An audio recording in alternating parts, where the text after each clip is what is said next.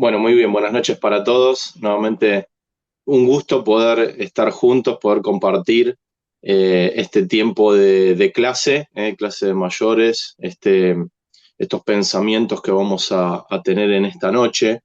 Y el capítulo que toca hoy, que hoy nos convoca, es Efesios capítulo 4. Eh, Particularmente, hermanos, les comento. ¿Qué pasa cuando me tuve que enfrentar a este capítulo? Y ya, obviamente, el libro de Efesios es un libro que lo hemos leído mucho, se ha utilizado muchísimo porque es un libro tan rico, la carta a los Efesios, mejor dicho, tan rica que realmente hay mucho para hablar. Ya los hermanos que han comentado, que han preparado los capítulos uno 2 y 3 realmente ya hubo muchísimo, pero muchísima información bíblica, muchísima riqueza que nosotros podemos encontrar en esta carta. Eh, bueno, como les decía, hoy tenemos el capítulo 4 y ahí anoté de un comentario, John Stott lo bosqueja de la siguiente manera. Voy a leer hasta donde nosotros llegamos, ¿no? Para no interferir a los capítulos que van a continuar y no tocarlos, por supuesto, ¿no? Porque es lo que vamos a tener en las próximas reuniones. A partir del capítulo 1, versículo 3, al capítulo 2, versículo 10, él lo nombra como la nueva vida, justamente. Del versículo 2, perdón, del capítulo 2, versículo 11, al capítulo 3, 21, él lo nombra como el nuevo pueblo de Dios, el bosquejo que hace, como poniéndole títulos a esas porciones, y el que abarcaría el día de hoy, que él le pone el propósito para el pueblo de Dios. Y esto abarca del capítulo 4.1 al capítulo 5.21. Esto es según el comentario de John Stott, pero me parecía oportuno poder compartírselos porque a partir de ahora Pablo lo que hace empieza a presentar, cuando comienza la carta, las bases, ¿no? De la nueva vida, el nuevo pueblo de Dios, y ahora comenzaría la parte práctica de la carta, la parte en la cual cada uno de nosotros como iglesia, porque este capítulo habla 100% de la iglesia, lo podemos poner en práctica todos nosotros. Vamos a leer primero los 6 primeros versículos. Efesios capítulo 4, versículo 1, dice: Yo pues, preso en el Señor, os ruego que andéis como es digno de la vocación con que fuisteis llamados, con toda humildad y mansedumbre, soportándoos con paciencia los unos a los otros en amor, solícitos en guardar la unidad del Espíritu en el vínculo de la paz, un cuerpo y un espíritu, como fuisteis también llamados en una misma esperanza de vuestra vocación, un Señor, una fe, un bautismo, un Dios y Padre de todos, el cual es sobre todos y por todos y en todos. Hasta aquí nomás por el momento. Vamos a leer primero, introducir con estos 6 primeros versículos. La primera parte yo le puse, ¿no? La titulé, lo dividí en 2 partes grandes, ¿no? La primera, la unidad espiritual del creyente. Este pasaje nos va a hablar de la iglesia, pero de la unidad que cada uno de nosotros como creyentes tenemos que tener y tenemos que trabajar en nuestras vidas para llevar esa unidad al cuerpo de Cristo, que es la iglesia. Acá comienza diciendo, y me pareció eh, importante poder citarlo, ¿no? O sea, poder resaltarlo ahora. Dice en el versículo 1, os ruego que andéis. Y ahí el apóstol Pablo empieza a enumerar de qué manera nosotros nos tenemos que conducir. Más adelante vamos a ver de qué manera no nos tenemos que conducir, pero eso más adelante, ahora al transcurrir la lectura. Primero vamos a ver de qué manera él nos insta a conducirnos. Dice, humildemente, con humildad, con toda humildad. Y cada uno de los hijos de Dios tenemos que andar en humildad, porque lo que sería contrario a la humildad, la soberbia, no es una característica que tiene que tener el Hijo de Dios. Con mansedumbre, Después continúa diciendo, soportándoos con paciencia.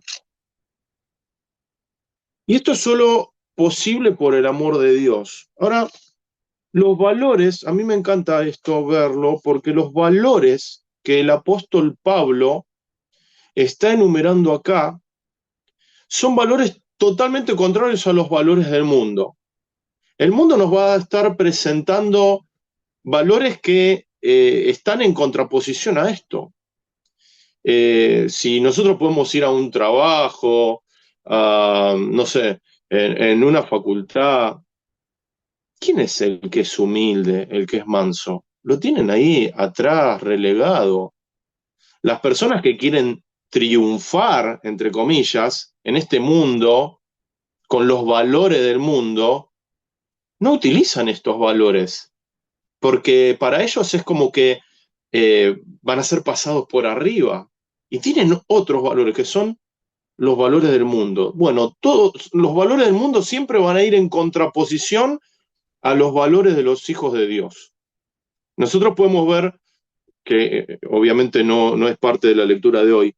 En Mateo capítulo 5, no lo busquen por favor, las bienaventuranzas, que son los valores del reino de Dios, que el Señor Jesús mismo, allí en el monte, sentado como un rabí, como si fuera un rabí dando la clase, la cátedra, empieza a comentarle. Y todos los valores son valores que la gente del mundo hoy no los considera, no los considera. Entonces nosotros tenemos valores eternales que chocan con los valores del mundo, que para nosotros no son. Ahora, en particular, el pasaje que dice acá, el versículo, ¿no? Que dice, soportándonos con paciencia los unos a los otros en amor. Y les invito ahí, acompáñenme, vamos a 1 Pedro, rápido, 4:8. Dice el versículo, y ante todo tened entre vosotros ferviente amor, porque el amor cubrirá multitud de pecados. Hermanos, si no hubiera amor, sería imposible soportar la falta de otro. Sin amor sería imposible. Este versículo todos debemos tomarlo en su manera y en su guía correcta, ¿no? Porque este versículo tampoco es una licencia para pecar de manera descontrolada. Total, los hermanos tienen amor y me van a perdonar. Entonces, tenemos que tomarlo como de la manera correcta, ¿no? Yo lo que puedo soportar, lo que puedo cubrir con el amor, es cuando un hermano tiene un problema, bueno, podemos dar miles de ejemplos, no sé, tiene algún problema que le cuesta algo, o no se anima a algo, o quizá tiene el reloj que no llega temprano, son todas cosas que hay que pulir, por supuesto, ¿no? Que no hay que justificarlas, sino que tenemos que pulirlas. Pero Esto no es una licencia para pecar y decir, no, total, los hermanos tienen amor y me van a soportar, sino que tiene que ser algo que nos lleve a nosotros a poder comprenderlos, a poder ayudarlos y a poder entender la situación, ¿no? Pero bueno, si hay un problema de pecado, por supuesto hay que tratarlo. La iglesia lo debe tratar, y eso es así, por amor a la persona también, para poder ayudarla.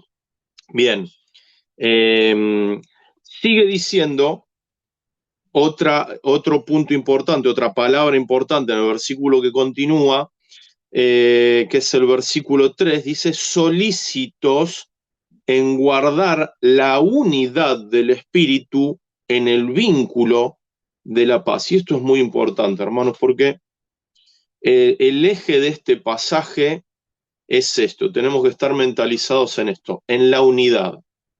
Hermanos, esto es importantísimo, es lo que el apóstol Pablo, lo que el Señor, por medio del apóstol Pablo, nos quiere hablar hoy a todos nosotros y lo viene hablando desde que se ha escrito, ¿no? Nosotros tenemos que buscar la unidad. Dice solícitos, debemos estar con esa postura, estar solícitos a guardar la unidad del espíritu en el vínculo de paz, en una armonía, en una armonía. Y esto solo es posible, como bien dice acá, antes decía soportar la falta, soportar con paciencia unos a otros por amor.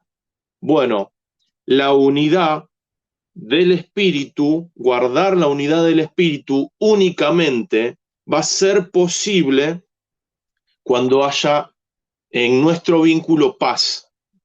Acompáñenme, por favor, vamos a Colosenses capítulo 3, versículo 12, por favor, acompáñenme. Y miren lo que el apóstol Pablo en esta carta escribe también. Dice, vestíos pues como escogidos de Dios, santos y amados, de entrañable misericordia, de benignidad, de humildad, de mansedumbre, de paciencia. Viene muy parecido a lo que leíamos al principio. Y sigue diciendo, soportándoos unos a otros y perdonándoos unos a otros si alguno tuviere queja contra otro, de la manera que Cristo os perdonó. Así también hacedlo vosotros. Y sobre todas estas cosas vestíos de amor. Nuevamente, cuando tenemos que soportar a otro, únicamente es posible por el amor de Dios, hermanos. Esto es únicamente así. El amor debe abundar en nosotros, el amor de Dios. Dice que es el vínculo perfecto. Es el vínculo perfecto. Hermanos, tenemos un vínculo perfecto entre ustedes y yo y todos nosotros. Es el amor de Dios. Es un vínculo, pero es el vínculo eternal. Y continúa el versículo 15 con otra palabra. Y la paz de Dios gobierne en vuestros corazones. Dice gobierne, que seamos gobernados por la paz de Dios. Esto es increíble, es espectacular. Que no seamos gobernados por la ira, que no seamos gobernados por el enojo, que no seamos gobernados por la molestia. Estamos hablando dentro del vínculo de la unidad, ¿no? Sino que y que la paz de Dios gobierne en nuestros corazones, a la que asimismo fuisteis llamados en un solo cuerpo, y sed agradecidos. Estos dos pasajes parece que fueron escritos juntitos, pero porque es lo que la iglesia y el creyente necesita, el cuerpo necesita. Imagínense, hermanos, nosotros somos el cuerpo de Cristo y el cuerpo no puede estar boicoteándose, peleándose contra sí mismo. En el cuerpo de Cristo no puede haber vieron que existen las enfermedades autoinmunes que atacan al propio cuerpo, ¿no?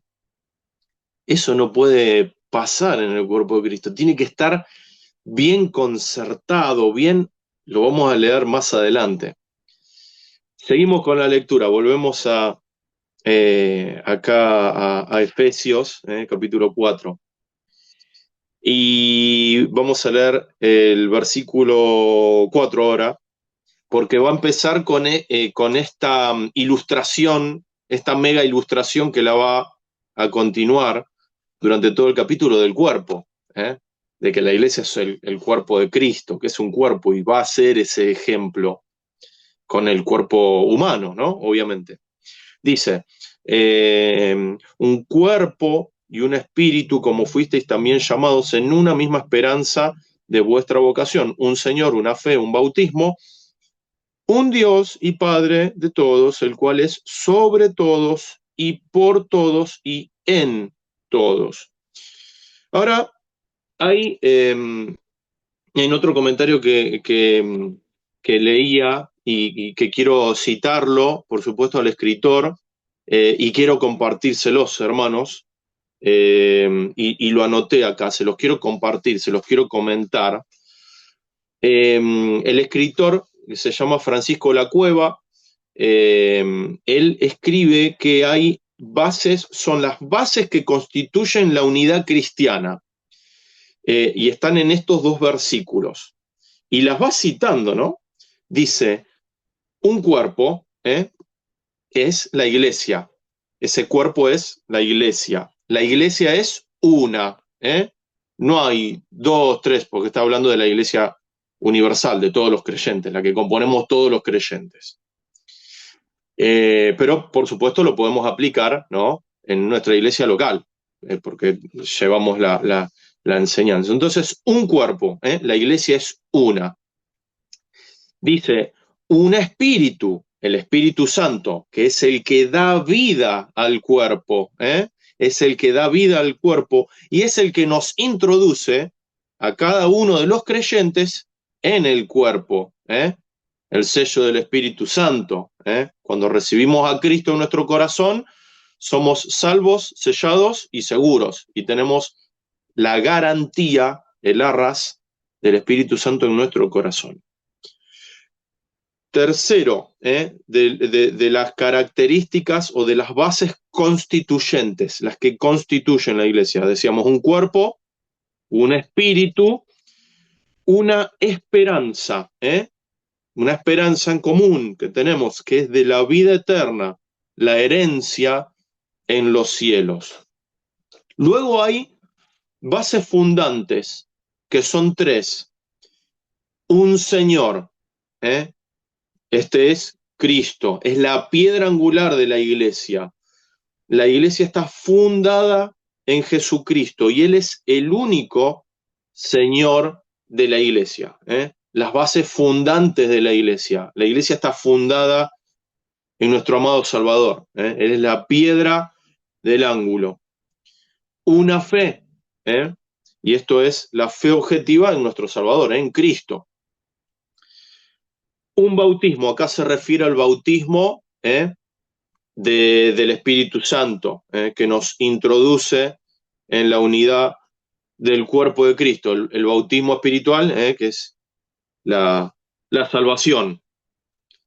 Y la base sería la base trascendente.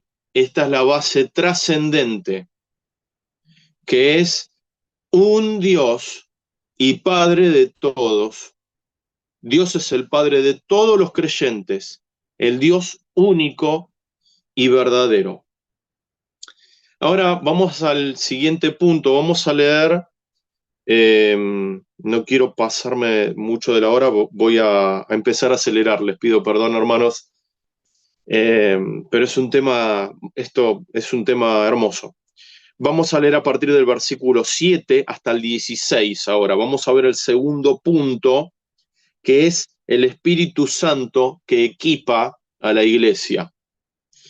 Bueno, dice, pero a cada uno de nosotros fue dada la gracia conforme a la medida del don de Cristo, versículo 7, ¿no? Ahora el 8 dice, por lo cual dice, subiendo a lo alto, llevó cautiva la cautividad y dio dones a los hombres. Y eso de que subió, ¿qué es? Sino que también había descendido primero a las partes más bajas de la tierra. El que descendió es el mismo que también subió por encima de todos los cielos para llenarlo todo.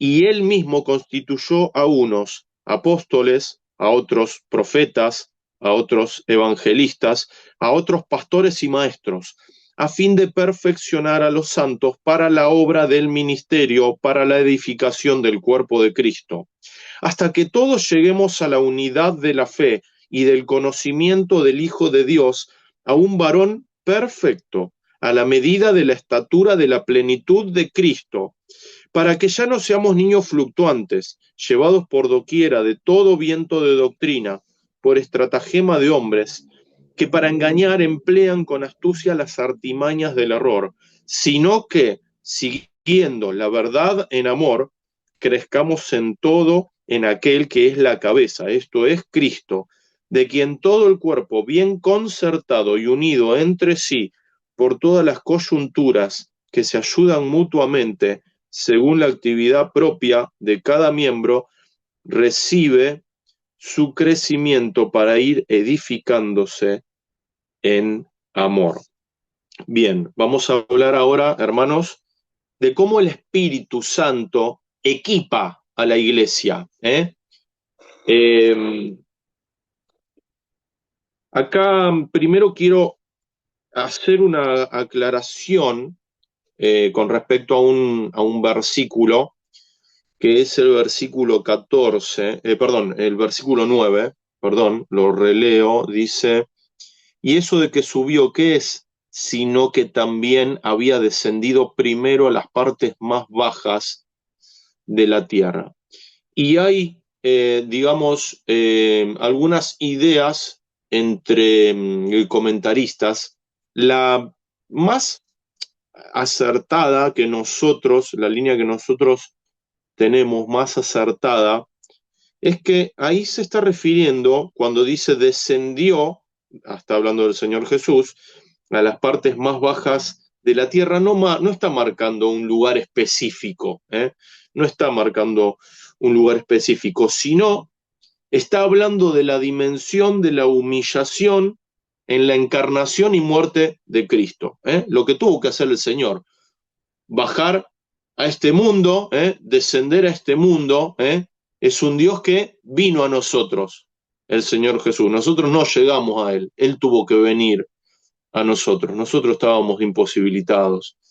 Y en lo que sería, que lo nombra Filipenses, ahí en capítulo 2, lo que sería la kenosis, el vaciamiento de Cristo, que sin dejar ninguno de sus atributos como Dios, Él tomó las limitaciones del cuerpo humano. ¿Qué quiere decir esto? Él no dejó ninguno de sus atributos como Dios. Simplemente Él veló parte de su gloria. Y Él tomó las limitaciones del cuerpo humano, o sea, tener hambre, tener sed, emocionarse, llorar, son todas cosas que el Señor Jesús, exactamente igual que todos nosotros, experimentó en el cuerpo humano. Pero Él era 100% Dios, 100% hombre. Y nosotros entendemos que se refiere, bajar a las partes más bajas de la tierra, a el vaciamiento que Él tuvo que hacer justamente para encarnarse como hombre y estar entre nosotros. Bueno, vamos a ver algo muy, muy interesante, algo que se presenta de manera muy interesante. Hace muy poquitito lo estudiábamos también un jueves en la iglesia con respecto a los dones, y tenemos que tener acá, observar bien un punto, ¿no? Dice el versículo, estábamos leyendo el 9, dice el que descendió es el mismo que también subió por encima de todos los cielos para llenarlo todo. Versículo 11 dice, y él mismo constituyó a unos apóstoles, a otros profetas, a otros evangelistas, a otros pastores y a otros maestros. Perdón, me salté un versículo, el 8, que es muy importante, por una palabra. El versículo 8 dice, por lo cual dice, subiendo a lo alto, llevó cautiva la cautividad y dio dones a los hombres. ¿Eh? Y el 7 que decía, pero a cada uno de nosotros nos fue dada la gracia conforme a la medida del don de Cristo. Bueno, la palabra y don, nosotros lo habíamos visto muy bien, como les vuelvo a reiterar, hace unos jueves atrás, que hablamos de esto en la iglesia, hay tres palabras en el idioma en el cual fue escrito, que fue escrita la carta, que fue el griego, para hablar de don. Una es la palabra dorea, que es la palabra que se usa acá, que quiere decir regalo. Por ejemplo, cuando vamos a Efesios 2, 8 y 9, que dice que la salvación es don de Dios, ahí es regalo de Dios. ¿Eh? Bueno, acá está hablando de regalo, no está hablando de carisma, que es la palabra para don espiritual. Entonces acá, de manera particular, el pasaje está hablando que los creyentes son un regalo de Cristo para la iglesia, cada creyente. ¿Qué quiere decir esto? Y empieza a enumerar, porque podría parecer una lista de dones, pero acá está hablando de funciones. Empieza a nombrar, dice, y él mismo constituyó a unos apóstoles, a otros profetas, a otros evangelistas, a otros pastores y maestros, que acá lo uniríamos en lo mismo, pastor maestro sería, a fin de perfeccionar a los santos para la obra del ministerio, para la edificación del cuerpo. Y está hablando eh, eh, como ofrenda y regalo de Cristo a la iglesia, porque está hablando, está usando esa palabra que es dorea, y que cada una de estas funciones de estos creyentes que tienen estas funciones son regalos de Cristo para la iglesia, ganados por Él, por supuesto, ganados en la cruz. Ahora, la lectura sigue, y está hablando del cuerpo. Dice, a fin de perfeccionar a los santos para la obra del ministerio, para la edificación del cuerpo de Cristo, hasta que todos lleguemos a la unidad de la fe y del conocimiento del Hijo de Dios, a un varón perfecto, a la medida de la estatura de la plenitud de Cristo. El cuerpo de Cristo, la iglesia, imagínense, hermanos, a ver, vamos a poner así. ¿Vieron cuando hay una competencia de fisicoculturistas? ¿Hemos visto que hay un fisicoculturista que tenga un brazo con músculos y el otro brazo flaquito? No, el cuerpo es parejo, es simétrico. Ese fisicoculturista no ganaría nunca la competencia. Bueno, el cuerpo de Cristo tiene que ser formado de la misma manera. Tiene que ser un cuerpo, digamos, armónico.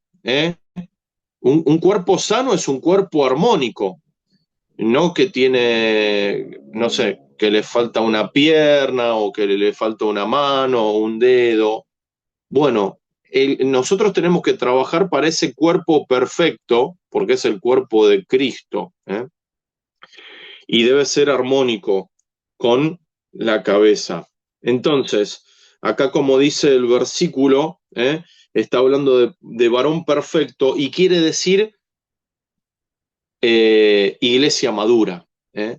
una iglesia madura, que lleguemos a ser una iglesia madura. Ese es el objetivo del Señor y que está poniendo aquí el apóstol Pablo, hasta que todos lleguemos a la unidad de la fe y del conocimiento del Hijo de Dios, a un varón perfecto, a la medida de la estatura de la plenitud de Cristo.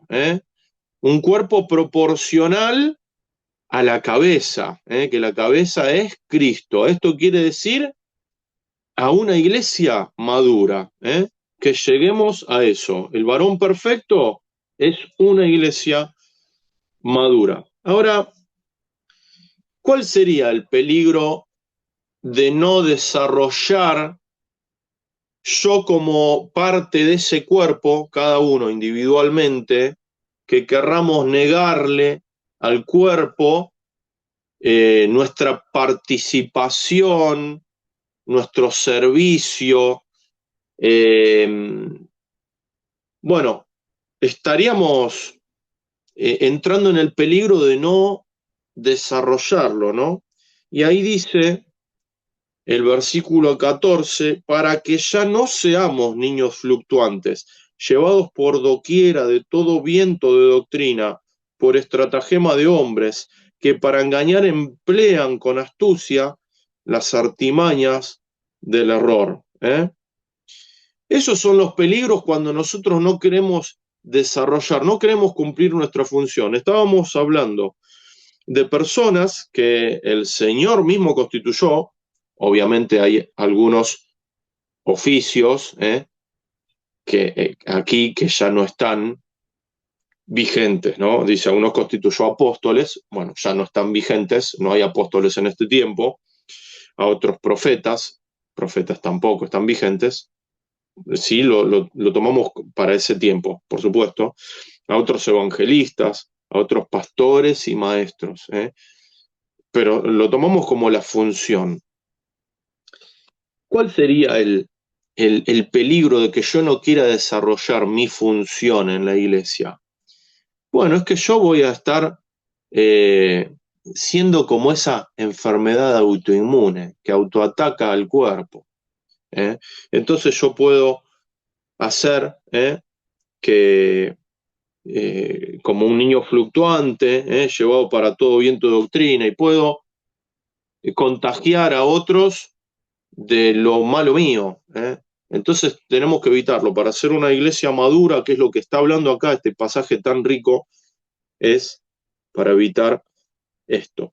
Dice el versículo 15, sino que siguiendo la verdad en amor, crezcamos en todo, en aquel que es la cabeza, esto es en Cristo, de quien, y acá viene el cuerpo justamente que tenemos que tener, de quien todo el cuerpo bien concertado, unido entre sí por todas las coyunturas que se ayudan mutuamente según la actividad propia de cada miembro, recibe su crecimiento para ir edificándose en amor. Ese es el resultado, hermanos. Este versículo 16 es el resultado de la unidad en Cristo que tenemos que tener los creyentes. Cuando somos motivados por el amor, para soportarnos los unos a los otros, cuando somos movidos en guardar la unidad del espíritu por el vínculo de la paz, bueno, el resultado de todo eso y también de nosotros ser parte de este cuerpo y de dar nuestras funciones, de servir con nuestra vida a la iglesia y a los hermanos, con nuestra tarea, este es el resultado de todo eso, el versículo 16. De quien todo el cuerpo bien concertado y unido entre sí por las coyunturas que se ayudan mutuamente, según la actividad propia de cada miembro, recibe su crecimiento para ir edificándose en amor. Esto es una bendición, hermanos. Llegar a esto. Cada uno de nosotros como miembros unidos formando la iglesia. Bueno, y ahora, si me permiten, y ya vamos finalizando, quiero leer para no dejarlo los últimos versículos. Avanzamos. Dice, versículo 17, esto pues digo, ¿eh? Y requiero en el Señor que ya no andéis como los otros gentiles que andan en la vanidad de su mente, teniendo el entendimiento entenebrecido, ajenos de la vida de Dios por la ignorancia que en ellos hay, por la dureza de su corazón, los cuales, después que perdieron toda sensibilidad, se entregaron a la lascivia para cometer con avidez toda clase de impureza.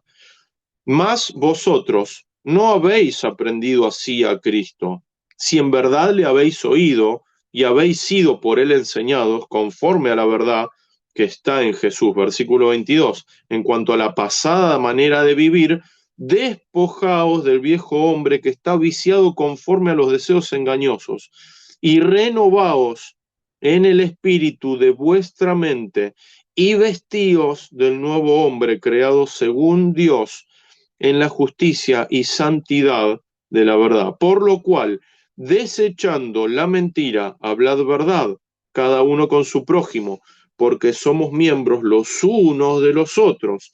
Airaos, pero no pequéis. No se ponga el sol sobre vuestro enojo, ni deis lugar al diablo. El que hurtaba, no hurte más, sino trabaje, haciendo con sus manos lo que es bueno, para que tenga que compartir con el que padece necesidad. Ninguna palabra corrompida salga de vuestra boca, sino la que sea buena para la necesaria edificación, a fin de dar gracia a los oyentes. Y no contristéis al Espíritu Santo de Dios, con el cual fuisteis sellados para el día de la redención. Quítense de vosotros toda amargura, enojo, ira, gritería, maledicencia y toda malicia.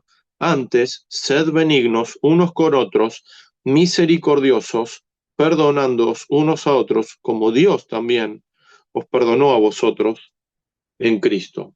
Rapidísimo, y ya terminamos, hermanos. Miren, acá sería la nueva conducta espiritual, le puse como título.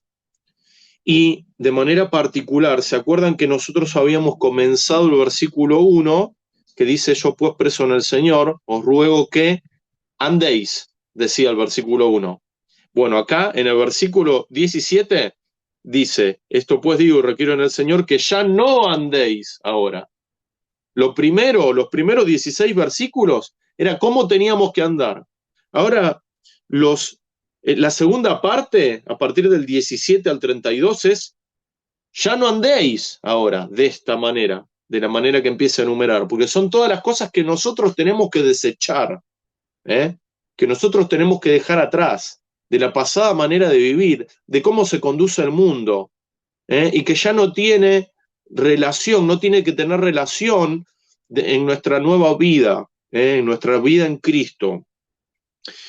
Y ahí empieza a enumerar del versículo 18 al 21, ¿no? Está la enumeración. Por amor al tiempo no lo vamos a releer, ya lo leímos recién. Ahora el versículo 22 al 24 dice, despojaos del viejo hombre.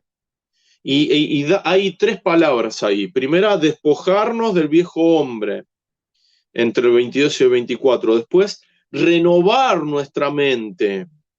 Y tercero, vestirnos del nuevo hombre.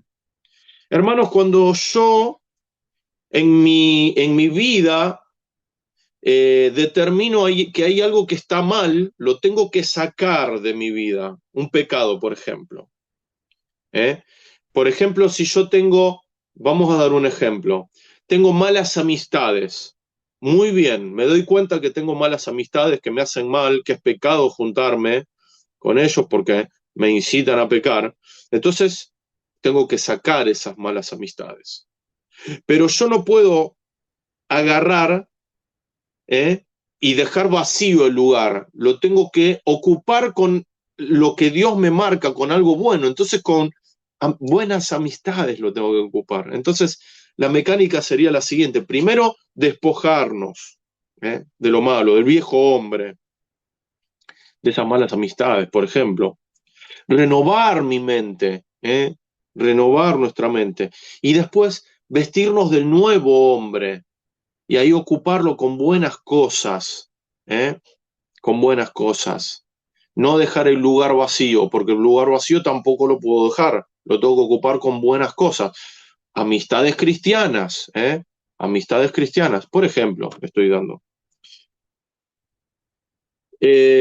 Algo parecido pone el apóstol Pablo en Gálatas 2:20. Rápido, es conocidísimo y es uno de los versículos que más me gusta. Gálatas 2:20 dice, con Cristo estoy juntamente crucificado y ya no vivo yo, mas vive Cristo en mí, y lo que ahora vivo en la carne, lo vivo en la fe del Hijo de Dios, el cual me amó y se entregó a sí mismo por mí. La vieja vida, la pasada manera de vivir quedó clavada en una cruz. ¿Eh? Con Cristo estoy juntamente crucificado y ya no vivo yo, mas vive Cristo en mí. Despojarnos del viejo hombre, renovar nuestra mente y vestirnos del nuevo hombre. Y por último, hermanos, del versículo, eh, simplemente lo nombro nada más, del versículo 25 al 32, da las nuevas reglas de la vida. Entonces comienza diciendo, por lo cual, desechando toda mentira, hablad verdad, airaos, pero no pequéis, no se ponga el sol sobre vuestro ojo, versículos conocidísimos, que no termine el día sin que arregles el problema con tu hermano. Airaos, pero no pequéis, no se ponga el sol sobre vuestro enojo. No dar lugar al diablo.